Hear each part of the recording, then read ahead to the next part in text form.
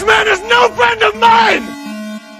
I threw the chicken foot at Whistler. This meant we had to fight to the death. Under the fair watch of Lechero, the prison kingpin, we went back to our cells to prepare. 15 minutes later, Whistler and I came out to the yard. The breakout was about to happen. Whistler had no clue why I wanted to fight him. Right then, I put my hand on his shoulder. Look, I don't know what you're thinking, but killing me is not going to solve your problem. You want to make it out of here without being seen? You need a diversion.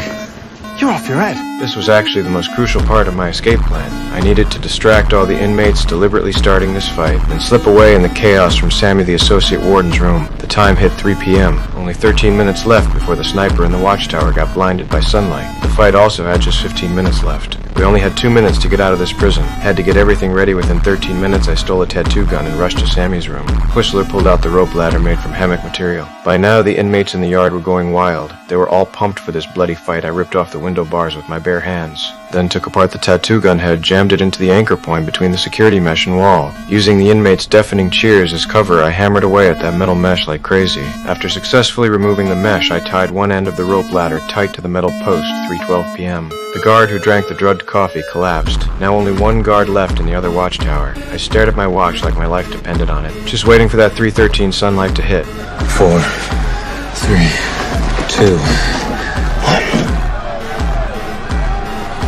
Today, the sun was nowhere to be seen. The fight time was running out, though. Just when we were freaking out, finally a blinding ray of sunlight reflected over. Sure enough, the guard turned his head away from the prison. We immediately tossed the security window.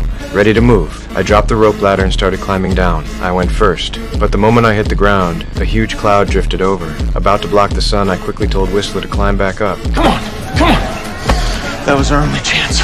Thank God the guard didn't notice, but this meant my escape plan was completely blown. When Whistler was untying the rope, Lechero sensed something was off. We were taking way too long to show up for the fight. He sent his guys to check our room, hearing someone calling our names. Whistler had no choice but to leave the rope ladder on the windowsill. We reluctantly walked into the fight ring. I just stared at Whistler blankly. Neither of us wanted to throw the first punch. The inmates started hurling rocks at us. Right when we were throwing fake punches at each other, a breeze picked up the rope ladder on the windowsill, started sliding down. The other guard in the watchtower also noticed something strange. He grabbed his binoculars and looked toward the prison, just in time to see the rope ladder blowing in the wind. He immediately grabbed his radio to call for backup. In seconds, a squad of fully armed guards came bursting through the doors.